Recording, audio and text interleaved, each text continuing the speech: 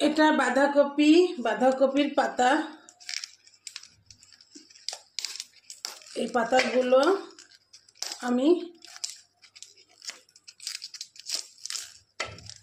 নিচ্ছি, এটা আমি ভর্তা করব। বাঁধাকপির পাতাটা আমি ধুয়ে নিচ্ছি। কপি পাতাগুলো সিদ্ধর জন্য বসিয়ে দিলাম। একটু স্বাদ মতো নুন,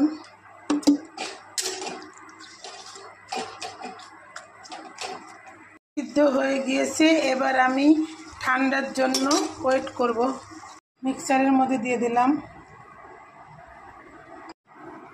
বাদাম দিলাম, রসুন দিলাম, কাঁচা লঙ্কা পাকা লঙ্কা দুটোই দিলাম, আদা দিলাম, ধনে পাতা দিয়ে দিলাম। এবার মিক্সারে পেস্ট করে নেব। এই যে পেস্টটা হয়ে গিয়েছে।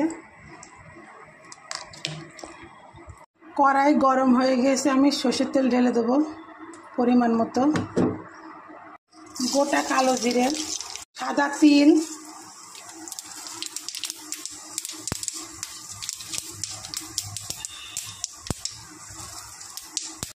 এবার পেস্টটা দিয়ে দেবো। বাঁধাকপির পাতাটা সিদ্ধ করার সময় একটু স্বাদ মতো দিয়েছিলাম, আবার একটু স্বাদ মতো নুন দিয়ে দিলাম, পরিমাণ মতো হলুদ দিয়ে দিলাম। আঁচটা একটু কমিয়ে দিয়ে আস্তে আস্তে নাড়তে থাকবো। আর হাতে বানানো সব রকম মশলা দিয়ে সেটা একটু দিয়ে দিলাম।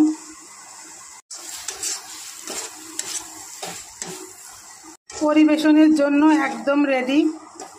আপনারা এভাবে ট্রাই করবেন এবং আমার চ্যানেলটিকে সাবস্ক্রাইব করবেন। আমার চ্যানেলের নাম হাই চন্দনা ইউটিউব চ্যানেল। সবাই ভালো থাকবেন, ধন্যবাদ।